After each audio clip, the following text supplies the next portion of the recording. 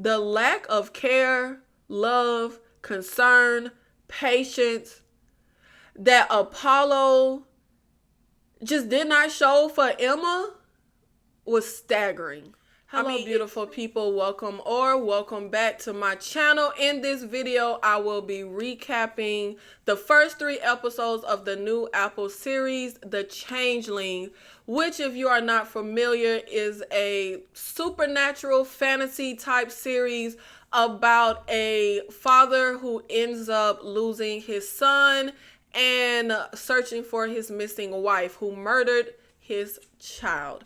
Now, at the top of the very first episode, we will be covering 3 episodes. They dropped the first 3 episodes, so we will be talking about all 3 of those episodes in this video. Now, at the very top, we have this narration, right? And honestly, I'm not a fan of narration in the slightest. I hate the narration in this series, but it also is kind of annoying me because I'm like, who is doing the narration? Like, the voice doesn't sound like any of the characters that we end up meeting. So it's just very strange. Like, who is telling these people's story? Now, at the very top, they end up telling us about this voyage, this impossible voyage that a set of people end up making, like refugees end up making, to get to America for religious freedom. And it's not quite clear how that's going to tie into the story or who those people, like descendants, are with the people that we follow. Now, one thing we do with this series that I'm not the biggest fan of is we keep timeline jumping. Now, at the start, we get these character introductions and things like that, and we're introduced to Emma and Apollo. Now, we are then introduced to Brian and Lillian, who are Apollo's parents. Now, at the very top of meeting Emma and Apollo, Emma is working at a library and Apollo comes in. And they both have a love for books. She works at a library and Apollo sells books and things like that, rare books. And I really hate this backwards ass messaging that movies and shows give, where a guy asks a woman out 50, 100,000 times. She keeps saying no, but he keep asking her out. Wearing a woman down is not romantic, period. Like, guys, don't do that. It's annoying. It's crossing boundaries. If somebody tell you no, baby, take they no and keep it moving. So Apollo keep asking Emma out over and over again. She keeps saying no. And the narrator, psychotically, is like, some would call this stalking, but no, it's persistence. No, babe. Y'all be really confused on what persistence means. And then they show us Brian and Lillian, Apollo's parents. Same situation. Brian is asking Lillian out for years. She says no. He keep on asking her out. First of all, let me tell y'all like this. Just in general, it's not romantic. Let's not do that. Let's stop. Okay, let's stop. Keep asking. Let wear her down. She'll eventually say yes. No. But also, stuff like this never turn out well. It doesn't. Anytime y'all see those situations where a guy try real hard to get a girl and he can't get her and he keep trying, he finally get her, it always ends terribly. He finally get the girl and just to dog her out. Like, it never works out. But that out of the equation, it's not cool. It's not cute. It's not romantic. It's psychotic. It's crossing boundaries. I hate, and I loathe when people do that. When men do that. Like, no, y'all know. First of all, it's already borderline dangerous to, turn down a man advances. But for him to keep on. No, let's not do that. I really hate that they make that seem so romantical. Now, I gotta admit, I was struggling at the beginning. Okay, I honestly don't really care for these characters. I'm so sorry. we end up seeing both sets, Emma and Apollo and Brian and Lillian, go on these first dates that were so drab. I really could care less about those dates. They had the oddest conversations for me, like, literally. They go on these dates, and we do have these moments where we get these flashes, right? Now, when we're on one date, we have this mirror of a conversation where it's like, well, what happened to your people? And we flash and see like this monster top type of thing. And Apollo says, you know what? Enough sad stories for the first date. Because Emma already told him that her parents died when she was a kid. And she was very just dismissive about it. She was like, oh, they died when I was a kid, but it's really not a thing. Like, wait, huh? So then on the flip side, when Brian and Lillian have their date and Brian is telling this sad, depressive story about his parents, and then he go to ask Lillian, she has a flash to something that they are going to end up revealing to us, but not at the moment of the first episode. And we get the same thing. You know what? That's enough sad stories for the first date. Then we end up having Apollo and Emma walking outside. Y'all, Apollo literally says repeatedly throughout the series, I'm the god Apollo, I'm the god. Y'all, that got on my nerve. I was like, God damn, bro. Okay, like, I got it. I could never. Like, that was getting on my... I feel like that's something you say all the time when you're like 10 years old. Like, I was born in Germany, and when I was a kid, I used to always talk about being born in Germany. I used to be talking gibberish, saying it was German. I used to say I was German. Like, that, I get when you're a kid and you do stuff like that. Like, you're a kid, your name is Apollo, so you always go around saying, I'm the god Apollo. But it felt very juvenile. It felt very irksome for him to just constantly always say that, particularly when we have a really serious moment and he says, I'm the god Apollo. I don't know. Maybe it's just not my cup of tea. Like, it just didn't work for me.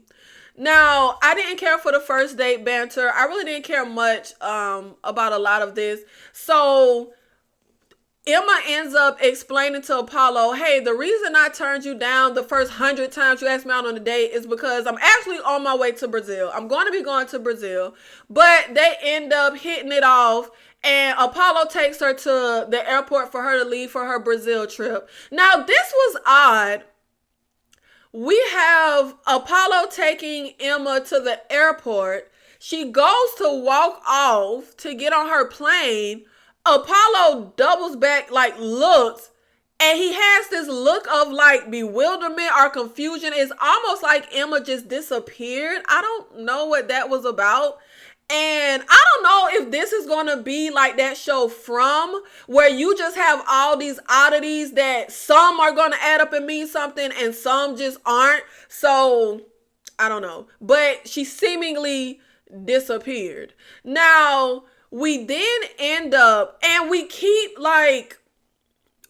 time jumping. We keep flashing back and forth between the timeline of Brian and Lillian. We see them have their son Apollo, and something that's also mirrored through when I said we had certain stuff mirrored in the conversation of the first date. What was also mirrored was Brian talking about, I want to have kids and I want to be a dad, and Apollo doing the same damn thing. So, look, if this how y'all date, have fun. Very odd. So, we then end up, and the thing with the time jump, I just don't like it. But it also sometimes just doesn't even make sense. Like, I'm finna jump. So, later on, after Emma and Apollo have a baby, they show us Emma's sister coming to visit her. She's acting really strange. She goes to get some chains from someone. I don't know why you got to get chains from someone. I don't know why you can't just go get chains, but whatever the hell. But then they rewind and go back 6 months. And then they show us a series of events and jump back to Emma getting the chains. Like, what was the purpose of even showing that, then jumping back just to come? Like, I kind of feel like, what was the point of that? Like, why couldn't we just start 6 months prior and just tell the story in a linear way? Why did we have to jump? Like, I get time jumping back to Lillian and Brian because it's literal in the past, but that didn't make any sense to me. The whole time they're telling us the story of Emma and Apollo, we are seeing everything in chronological order, but for some reason, when this happens, we are no longer in chronological order. We're jumping forward and then jumping back. Why? They also have this thing with the timeline where they give us a piece of something and then we'll connect it later. For example, we end up having this scene because Apollo always has these nightmares, these dreams, and they tell us that Lillian and Brian, met. He was psychotic, kept asking her out. She kept saying no for years on years on years. He finally wore her down and she said yes. They fall in love and get married. They have Apollo. Then, once Apollo is 4 years old, we're told Brian disappeared.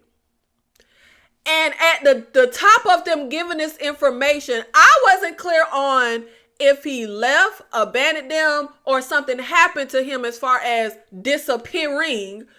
So we end up seeing Brian, like 4 years old. He looked like a little child, home by himself. It's like, what the hell is a kid that young home by himself? Then there's a knock on the door. Not only is he home by himself, why the hell is a kid this young answering the goddamn door home by himself? Now, when I was home by myself as a kid, I was told not to answer the door and not answer the phone because ain't nobody supposed to know you home alone. Why in Jesus' name would this little old tiny child be answering the door? But anyway, Apollo goes to answer the door.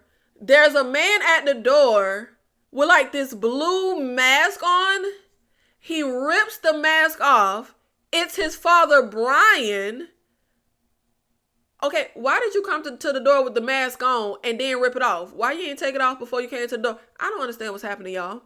But prior to Brian answering the door, I forgot to say, he's in the bathroom running a bath. Why is the 4-year-old home by themselves? Why is the 4-year-old home by themselves running the damn bath? Why is the 4-year-old home by themselves answering the damn door? Baby, Apollo lucky he survived his childhood. He could have drowned. He could have been, like, anything could have happened. Now, he's running the bath, and it's presumably only hot water because it's steaming up so much. It's like steam curdling in the whole place. But he opens the door. It's his dad who grabs him, but the scene kind of like cuts. So fast forward 1 or 2 episodes, whenever the hell they gave us the information, but fast forward, and later on we end up finding out that Lillian was working a job with a sleazeball boss who got mad because she turned down his advances. Ain't this what I was just talking about? How dangerous it is to turn down advances, so don't keep I'm perturbed. Her sleazy ass boss is mad because she turns down his advances, so he retaliates by making her work on Saturdays, and she's like, I can't do that. I have a son. He don't care. He mad because he couldn't get the girl. So she tries to ask her babysitter, but she's like, no, I'm sorry. I see my mother on Saturdays. So she has no choice but to leave her son home alone. This is when we discover why he was home by himself. And then fast forward, later on in the episode, we end up discovering and y'all, this was so crazy. So Apollo's son gets murdered by his wife. The wife disappears. His son is dead. He's dealing with this grief, and his mother decides this is the appropriate time to drop the bomb of, your daddy ain't, abandon or leave us. I divorced him. I had to leave you home by yourself while I was working, and I discovered he would come over. I'm saying, like, wait, how is this the time to tell this kid this?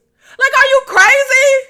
And they're having this whole huge argument, and Apollo is upset. You let me believe my dad left me. I thought something was wrong with me, and she's,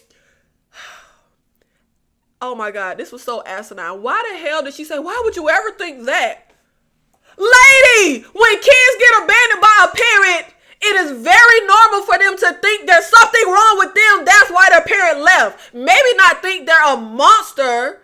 But what do you mean? Why would you ever think that? So you think you could just tell your child their father abandoned them and with what, no repercussions for the child? Y'all, I couldn't. I was like, what the hell? And I hate the whole, I did the best I could. Well, your best wasn't good, lady. Your best was terrible. And we really don't get a real definitive answer for why his dad wasn't around. She goes to say being in love is one thing, but marriage and day-to-day is something else. When it comes to paying bills and, responsibilities, your dad, what that got to do with me seeing my motherfucking daddy? Okay, you divorced him, but what does that have to do with him disappearing and not being in my life? I'm confused. And I'm starting to feel like this gonna be like, y'all remember that Olsen twin movie where Olsen twins movie where they were twins, but like one parent got one twin and the other parent got the other twin? I'm gonna start to think that she was like, all right, Brian, you take one of the kids and I take the other, because it's just not adding up for why you ain't let him see his son. I'm so confused. And Apollo even says, when you had to work on Saturday, why my dad couldn't just watch me? We don't really get any definitive rationale for any of this. Now, with the whole timeline with Emma and Apollo. Now, Apollo and Emma, Emma goes to Brazil. He waits for her. He's at the airport when she gets back from Brazil. They are at this coffee shop having a conversation, and this didn't make any sense to me. Okay, wait a minute. I forgot to say that Apollo, when he's like 14, 15 years old, is home by himself. He hears a knock on the door and he hears a voice say Apollo, and he's like, Dad? If your dad left when you were 4 years old, is it logical you would know his voice 10 years later? I don't know. I'm kind of questioning that.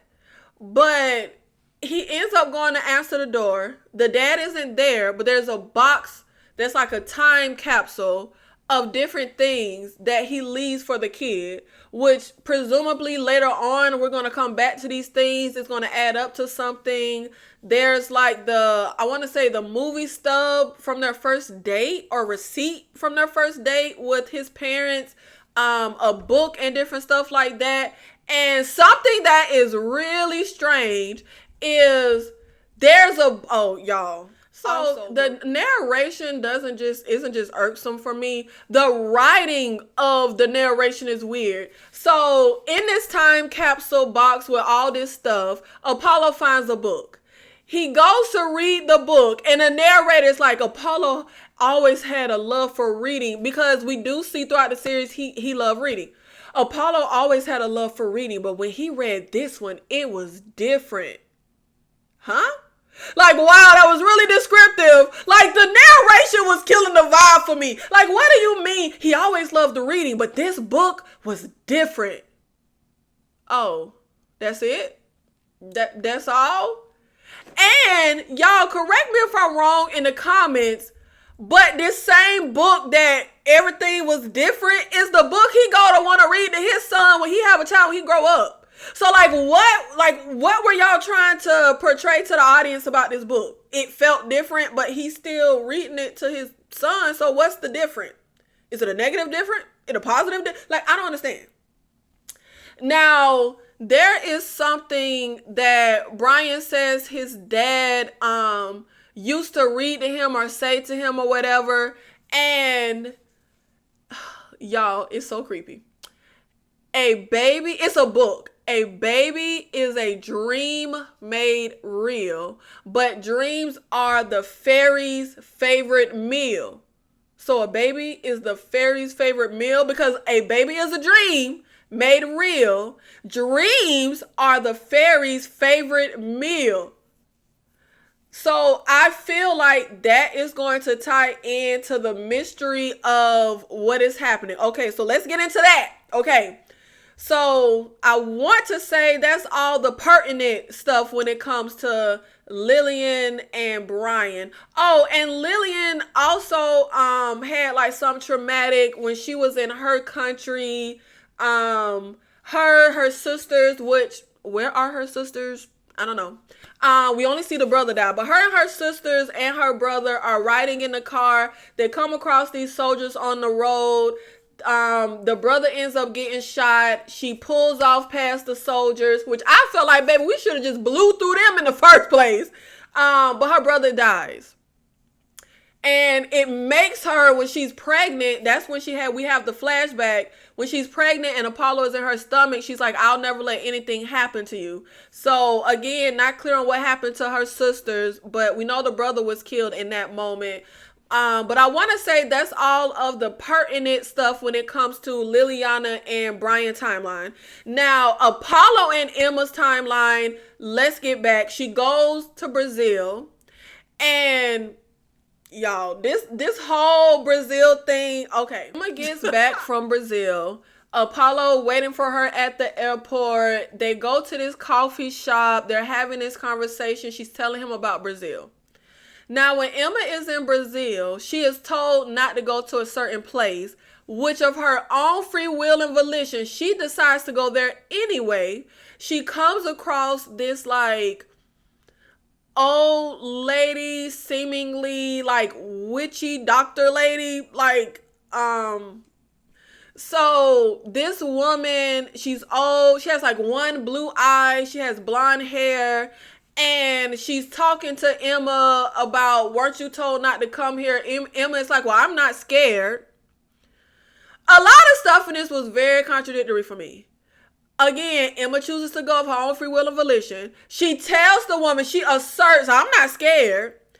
The old woman ties a string around Emma's wrist, and she says, make 3 wishes before I'm done tying these 3 knots. And they're having this conversation.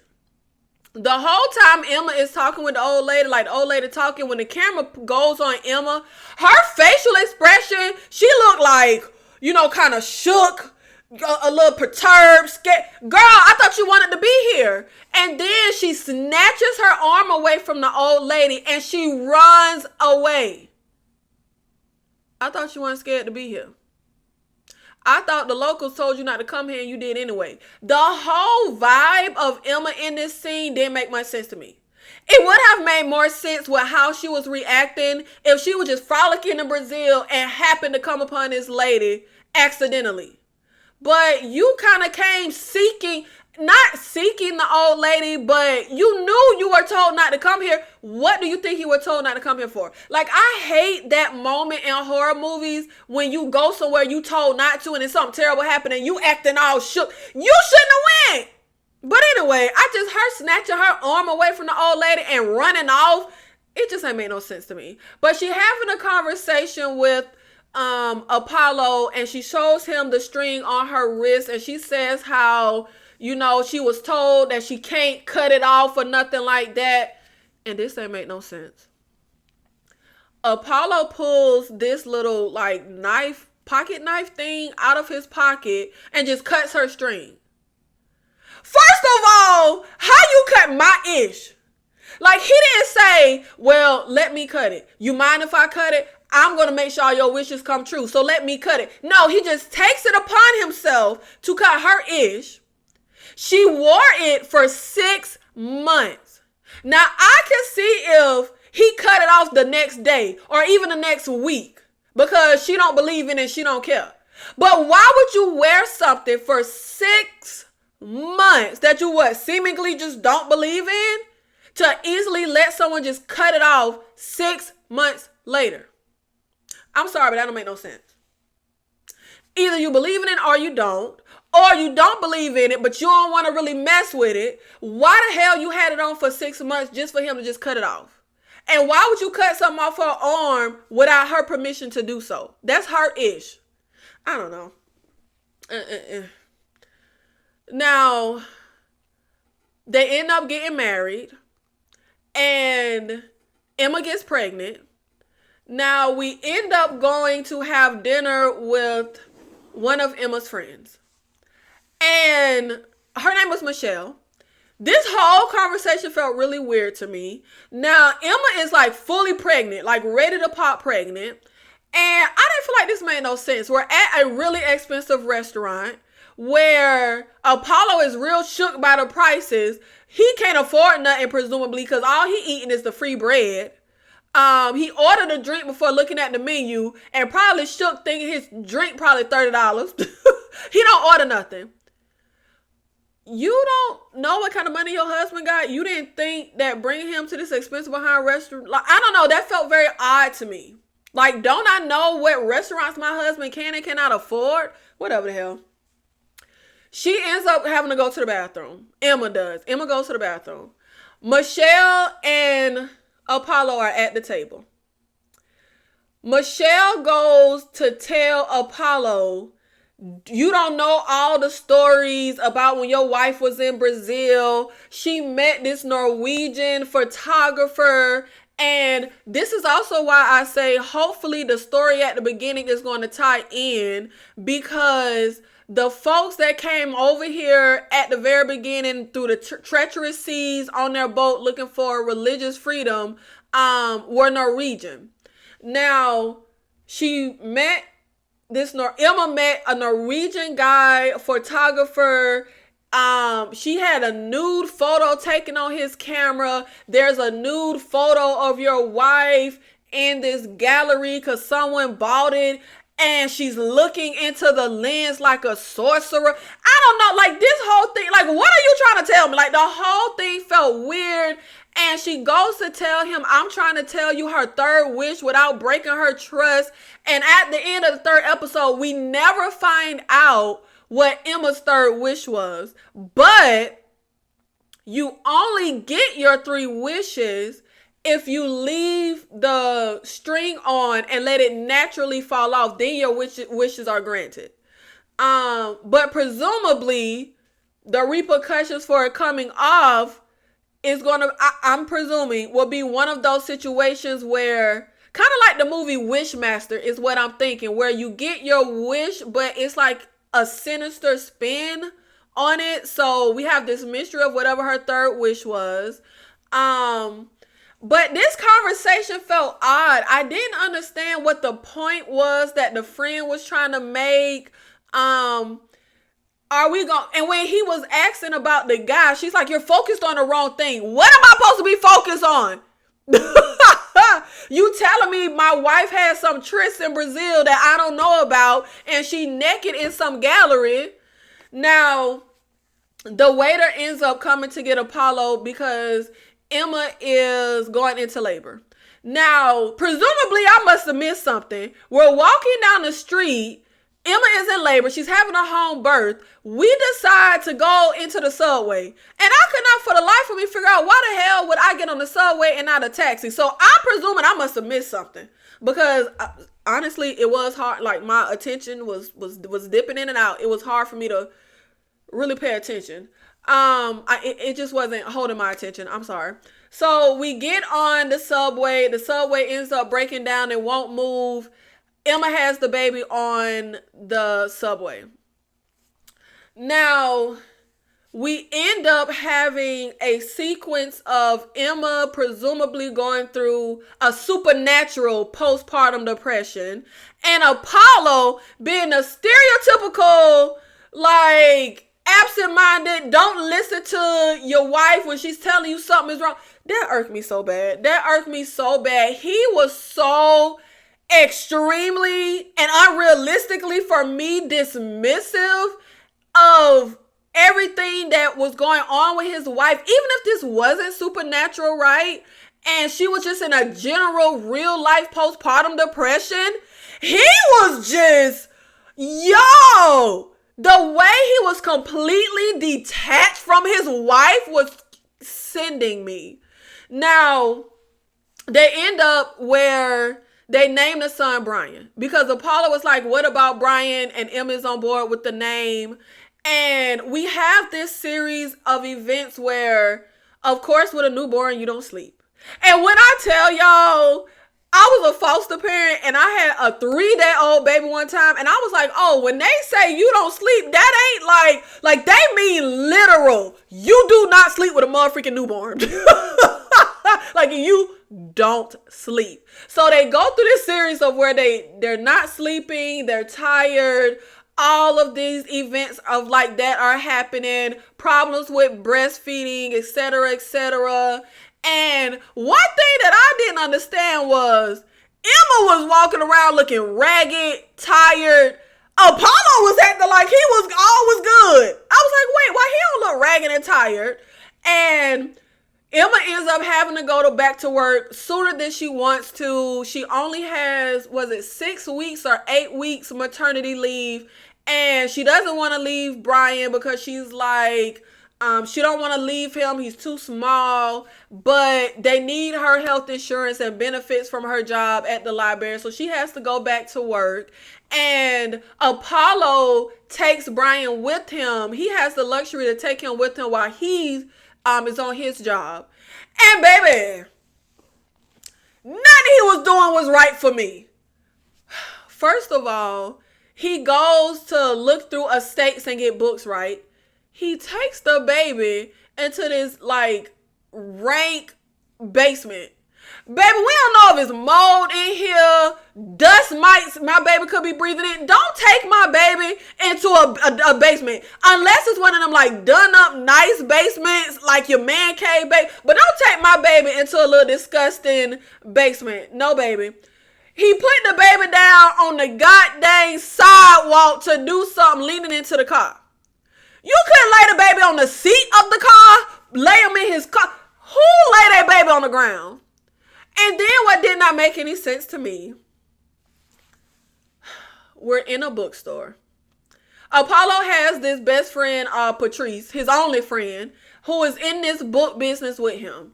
We're at this bookstore looking through racks of books. The baby's diaper needs to be changed. Do you A, go find a restroom to change the baby diaper? Maybe you can't. I don't know if we have the baby changing stations in men's rooms like we do women room, restroom. So hey, maybe you can't take them to the bathroom to change the diaper. Do you B, take him to the men's room and put like a blanket up on the sink and change him? Do you go outside to your car to change him? Or do you put him on a nasty public floor? Apollo's fraternal instincts told him to put the baby on the nasty public floor. Let this be my child. Babe, I'm slapping fire out of somebody. First of all, that's disgusting. Second of all, do we not care anymore about like reliving a community? And there's like, hello, we're living in a society, in the words of George Costanza. You gonna change, this ain't no pee diaper. You gonna change a nasty, stinky diaper in my establishment around all these folks. Baby, come on now, child, that's so rude. And then when this white guy looking down at him like, oh, they're like, they never seen a baby diaper get changed before. Baby, not in a public store on the mother freaking floor. No. Y'all, I could not. Like, I get it. He was born on a nasty subway floor. But baby, don't keep putting my baby on the mother freaking floor. As a newborn? Ain't you supposed to be protecting them from germs? Okay, whatever the hell. Now, as time keeps passing and Emma is slowly unraveling more and more, to her unraveling and going through this postpartum depression is more of an inconvenience and annoyance for Apollo. He act like he has no care when it comes to his wife. And I feel like he really don't care nothing about a wife. He just wanted to have a child. Like, that's how it comes across. On the first date, he was talking about all he wanted in the world is to be a father. All he wanted to have a baby. You seemingly was just looking for somebody to have a baby with. You just wanted to get the baby. Because the way it started to play out, where it was like Apollo and his baby on one side and Emma on the other side, was real crazy. Now, something that keeps happening is Emma keeps getting these text messages from Apollo that's pictures of the baby. But they are pictures where it looks like someone else took the picture. For example, when Apollo is outside in the driveway and he laid the baby down on the sidewalk. It looks like someone took the picture. And she's asking Apollo about it. Every time she gets the picture, it deletes. It just erases. And he's telling her, well, that's impossible with a phone. I couldn't send you a picture and then just delete it. This is why I feel like he was unrealistically not paying attention to her. Your wife was nowhere near you when you was at this driveway putting this baby on the ground. If she did not get a picture showing her this, how in God's name would she even know it happened? He seemed to just be so dismissive, not actually listening to anything she's saying. How in God, and she even says, well, how would I know you did it? And he just flip it. For real? I feel like it's certain things when dating that I'm going to run in the other direction. And Apollo is confirming some of those things. One of them is a man that's like, I've always wanted to get married, really want to be married. Oh, hold on now. So it ain't that we've reached a certain level and you want to be married to me. You just want to be married. It has nothing to do. I'm not in that dream. That's just your singular dream before you even knew I existed. I really just want to have a baby. I want to be a father. Oh, hold on. This ain't got nothing to do with me. You just want a baby. Baby, that's what Apollo giving. It ain't even Emma. He just wanted a baby. He just wanted to recreate the childhood with his dad that he didn't get to have. He wanted to recreate the family he didn't get to have when he was a child.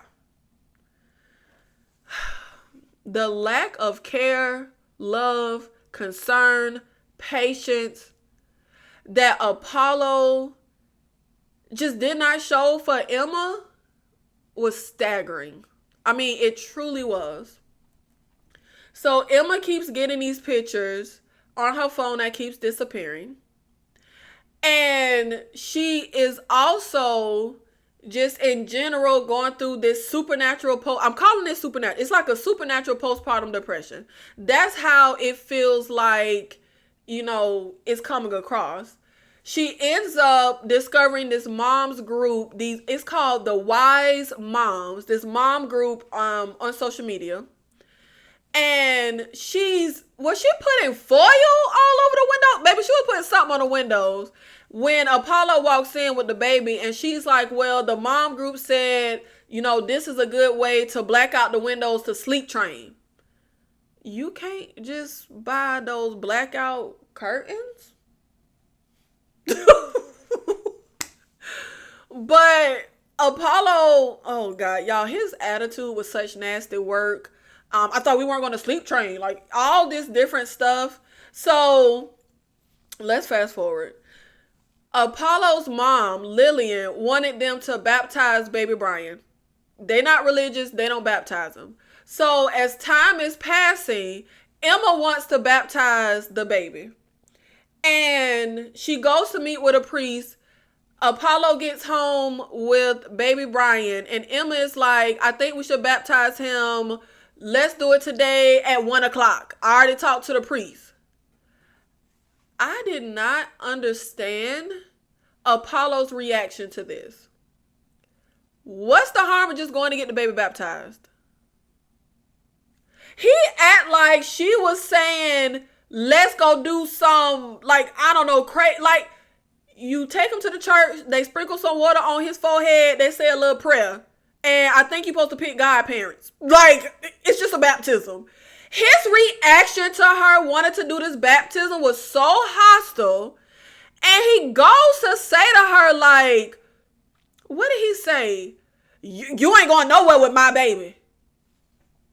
Nigga, excuse me? Y'all, it was just insane. I don't understand why he could not have just, if it'll make you feel better, you know what, my mom wanted this, let me call her, tell her we heading out there. Let's just, indulge me. Just go get the baby baptized.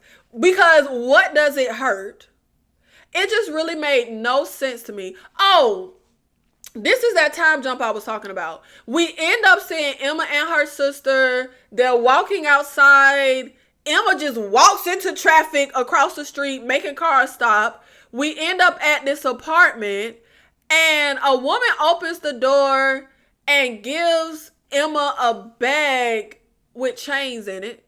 Again, like I said, I thought this was odd, because why you can't just go, I don't know. If I want, I don't know even, can't you just go to the hardware store? I don't know who sell chains, but you can't just go get chains. Why did you have to specifically get chains from this woman? Whatever the hell.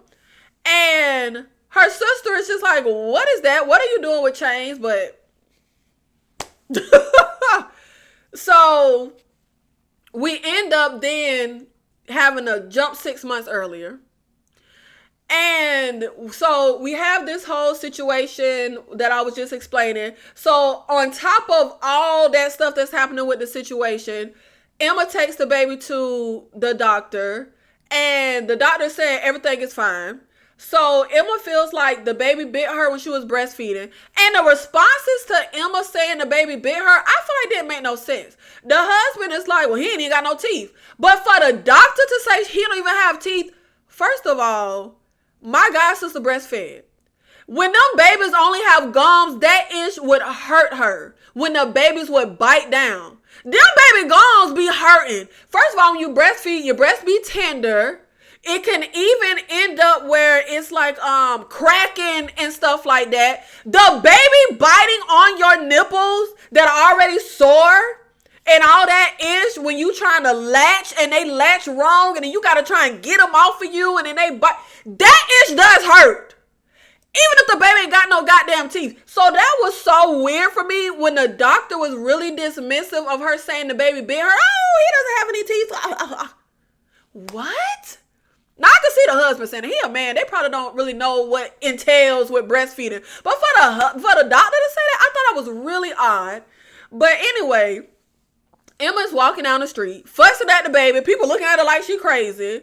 She gets home. She is calling the baby the devil. She's calling him an a-hole. And the baby is crying and upset when he's with her. But the second the baby goes to Apollo, he's calm and he's not crying. So when this happens, they jump back to Emma at the apartment getting the chains with her sister. And they end up sitting down and she has a conversation with her sister where Emma does not remember what happened when her parents was killed. She only knows what her big sister told her. This is when her sister decides to finally tell her the truth. That we were not at school and then came home to see fire trucks when our parents died in the fire at the house. We were home. So the whole situation is their mom decided to burn the house down and wanted the whole family to die together. The house is on fire. The dad goes to grab both of the kids to get them out of the house. Mom grabs Emma like, no, they need to stay with us. Let's all die together as a family. Emma looks at the mom and says, let me go. And the mom does. Now, there was another situation where Emma is working at the library. And this scene was so weird to me. This homeless guy comes inside the library. I'm in distress. I'm in dire need. He was talking. I was like, who talk like that? Like, it was so weird. But he has like this attitude. He say he needs to use the bathroom. She's saying, I need your ID. He don't have one. So she's like, leave your bag. I'm not leaving my bags. I had it. She looks at him in his face and she's able to tell him something. He just does it. So this is another example of she looked at her mom in the face, told her to do something. She just did it. The dad gets them out of the house and for some reason, he go back in the house and just damn die. And her sister decides to tell her this because she says she has the same look on her face that their mom had. But this ain't making no sense to me. The look on your face your mom had when she tried to kill you and your sister, when she burned the house down, and your sister just got a bag full of chains. Why didn't you do anything to get her help? Y'all, this ain't make no sense. Because after this, Emma go home and kill her damn child. Why you did not do anything besides just saying, hey, yeah, that story I told you about our parents, I lied. What was that going to do? Y'all, the way they handled that. So let's jump back to when she wanted to get Apollo baptized. They end up having this whole argument, and he's like, "You ain't going anywhere with my son without me. Why don't you take another pill?" And she go to walk out, and he got the nerve to say, "Where you going? Where the hell you think I'm going after you talk to me like this?" Y'all, it's just so... Come on now, child. It's just too much. It's just too much. I can't. So we end up, let's jump. We end up seeing Apollo chained to like this pole in their living room, and he looked like he done been beat up. He bleeding. There is a boiling kettle of water on the stove, and I thought this was odd. Now, Emma has been walking around looking like tired, ragged, but like a person. But for some reason, when we get to this scene, the way she's walking and moving, she looks possessed. She looked like a zombie. It was very odd. And there was a scene when she's walking down the street when I said she was fussing at the baby, where this homeless guy starts screaming at her, "That's not a baby, that's not a baby," or "It's not a baby." And in this scene, when Apollo is trying to plead with her, like, "Kill me, just don't hurt my baby," she's like, "It's not a baby." And she ends up saying, "God forgive me." Oh, wait, she said, "God forgive me," and bust into the apartment. And then we see him chained up. Because when they have the argument about getting baptized and she walks out, he like put the chain on the door. Yo, am I the only person that just do not understand this man's actions in the slightest? Like, in the slightest. I don't understand. Like, I feel like none of these characters move throughout this story like real people. It's very odd to me. Your son is on the brink, freaking depression, child is dead, and it's a smart idea to say, "Hey, your dad never abandoned us. Woo-hoo-hoo." Your sister got the same look in the eyes that your mother had when she tried to kill y'all, and she just bought chains, and you just tell I lied to you your whole life, and then you just gone on about your way. Like, the way these people are acting is so weird. Your wife is obviously in mental distress. You're extremely insensitive and dismissive. And when y'all get in an argument and she walk out the door, you just put the chain on the door. What, F her? Like, she ain't coming back in? Like, y'all, I don't know. I just feel like nobody moving like real people. None of these characters feel like real people to me. We're in a supernatural story, but these are supposed to be real flesh and blood people. Now, Apollo is pleading with Emma. Don't hurt Brian. Don't hurt the baby. Emma says it's not a baby. And I was confused, like, why are you boiling water? What that got to do with anything? But she goes, and if I'm not mistaken, y'all, did she grab the hot kettle with her bare hands? Was I tripping? Am I tripping? Did she grab that with her bare hands, that burning hot kettle? But she goes into the room. You hear the baby screaming and crying. She closes the door. So we end up discovering that Emma is missing. The baby is dead. The super of the building had a neighbor complain about a smell. He came into the apartment.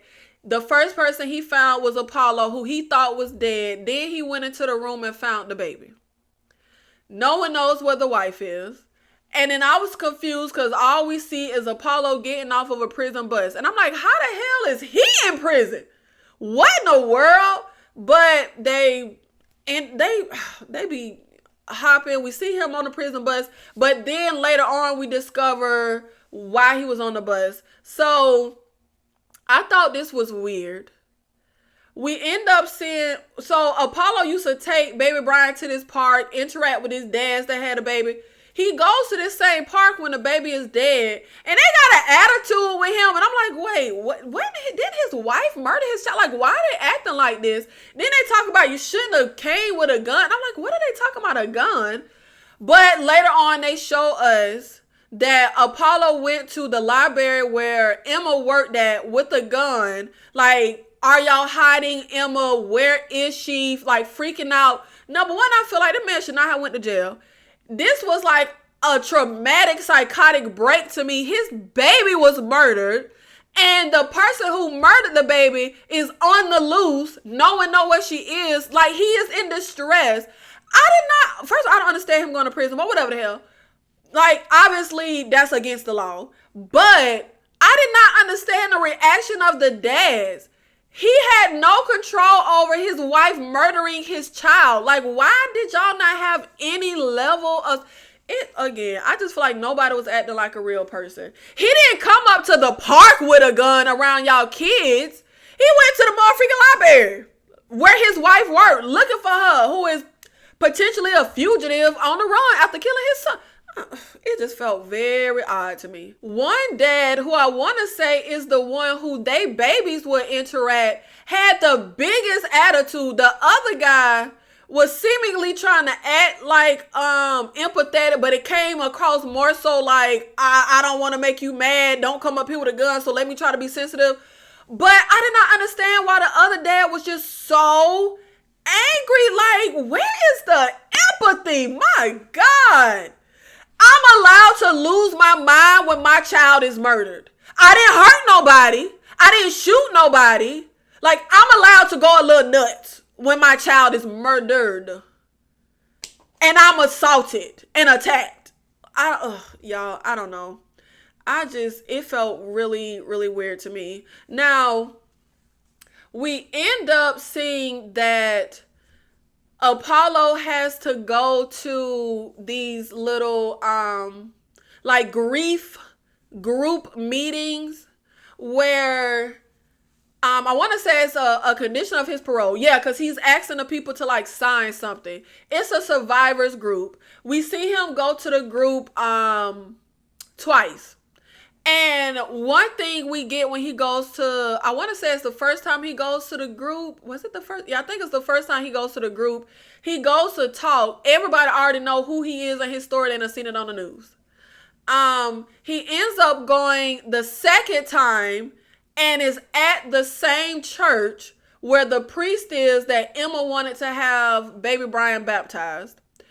And I actually like this scene. I feel like this was pretty good, but it's just a lot of weird stuff going on. And the way it unfolds, they just give us pieces, go back, fill in the blanks, give us pieces, go back, fill in the blanks. Now, we're at this little group and we have this one mom that's talking. And I was kind of confused because this is a survivors group, which means you lost someone. But the way she's talking, her husband and child are still alive. So I'm unclear on who did you lose that is the reason why you are in this group. Oh, and I forgot to say, I don't like the lady leading the group. She was getting on my nerves. So we in the group when it starts and she's like, let's go around and introduce ourselves. And Apollo just starts talking. My dad used to read me stories every night. And the lady's like, oh, that's nice, but let us introduce ourselves. I'm saying, like, lady, is it that deep? We're in a group dealing with very sensitive things. If somebody needs the outlet and they just have it upon them to start talking, why wouldn't we just let them talk? We could do like, is the introductions really that serious? Like, it's that serious for everybody to say, hey, I'm Tom, Bobby, Mickey. Like, he can't just give his story if he is willing to open up. I don't know. It just was, like I said, the way everybody acted is just really weird to me. But anyway, the lady I was talking about in the group with the husband and daughter, she starts telling a story that really mirrors Emma's story. How she's getting these pictures of someone sending her pictures of her daughter, but they disappear. And one picture she got, she was able to hit print really quickly. This is the only picture she has. Her husband ain't listening to her, of course. And her husband told her to like get on meds. It literally mirrors Emma's story and her situation with Apollo. And the woman starts to say, when she looks close enough, that's not her daughter. Then she starts talking about this mother's group, the wise ones, just like Emma. Then she goes to say, Cal told me how to get my daughter back, but I just don't know if I can do it. When Emma and her sister go to that lady apartment to get the chains, Emma says, Cal sent me. So everything about this story is mirroring Emma's. So that's when Apollo starts screaming, that woman is going to kill her baby, and if you don't do something, you can't say you didn't know this time. And then the woman starts screaming, it's not a baby. And Apollo ends up running out of the meeting. But I thought this didn't make any sense. This woman is literally telling the same exact story my wife told. I would want to talk more with this woman and get more information. I need information on Cal, even though, yeah, he didn't hear his wife say Cal because the sister was with him. But I need information on Cal. I need information on this group that my wife was also a part of. I need information on these pictures that's getting sent to you because my wife was also saying she was getting pictures that was disappearing.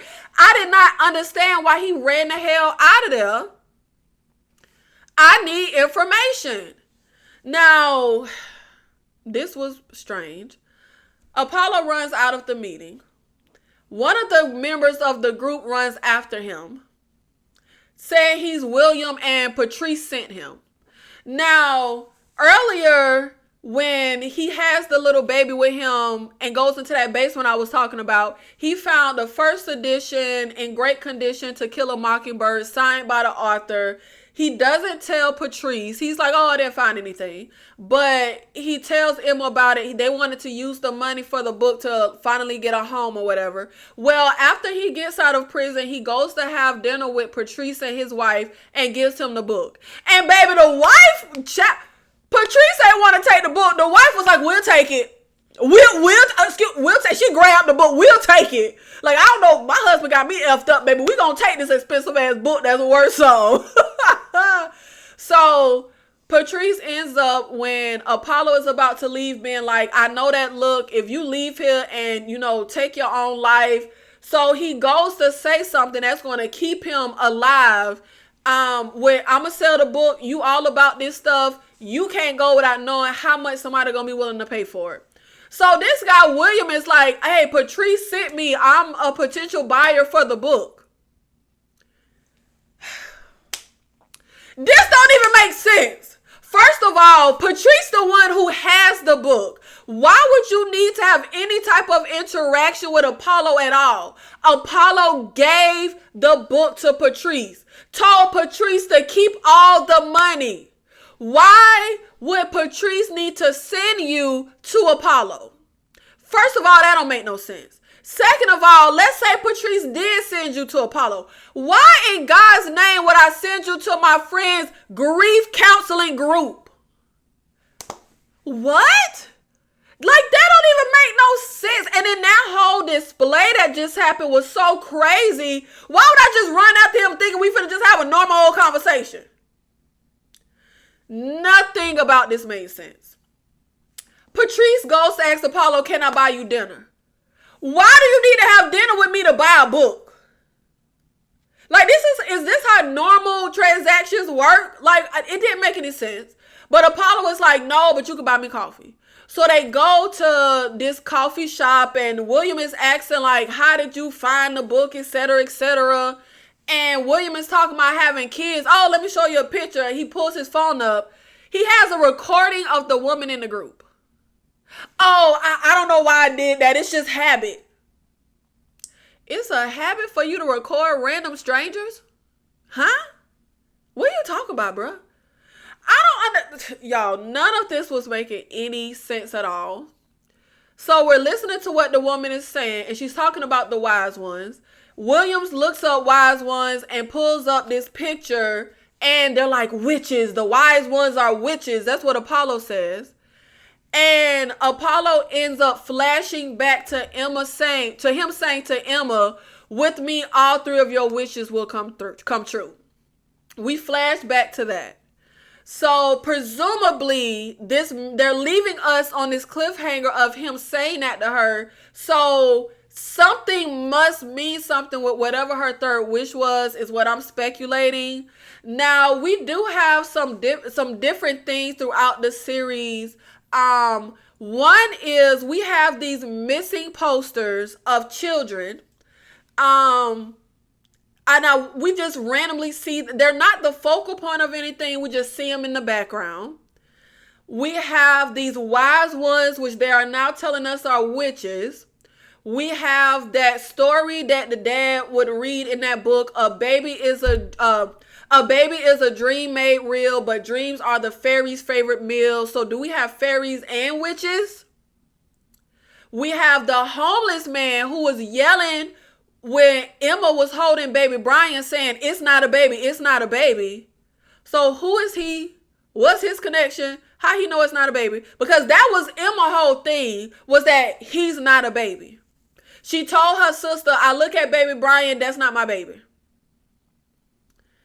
Now, this series for me, I'm not the biggest fan of. It was not holding my attention. It's probably, I don't know, it's probably some stuff that I didn't even catch. Because like I said, like when they went to the subway and I was like, why the hell y'all going in the subway when she getting late? Why we ain't getting in the cab? I probably missed something. It's not good enough to hold my attention. I don't like the back and forth jumps, especially when it just, for me, doesn't feel necessary. I'm not really a fan of any of the characters at all. I flat out do not like Apollo. And I also feel like I'm not very impressed with Lakeith Stanford acting in this one. I'm not very impressed with his performance. Typically, I have no problem with him when I see him and stuff, but for some reason, it's just really not working for me here. But the mystery of everything that's happening is very intriguing for me, and I want to know what the hell going on. Where is Emma? Is baby Brian dead? Are the fairies feasting on him as their favorite meal? What is this wise ones group? What is with all the situations of these mothers being convinced that their baby isn't their baby? What is the tie-in with the Brazil trip and the red string? Because seemingly her breaking the string and the 3 wishes, I wouldn't think has any connection with this wise ones group and fairies and witches. Like, I would think that's 2 separate situations. I would think. I might not be the sharpest tool in the shed, but I am interested to see where this is going to go. I'm a fan of the central mystery. I'm just not a fan of how they are choosing to tell the story. And I'm really not a fan. Oh, child, Paula get on my nerve.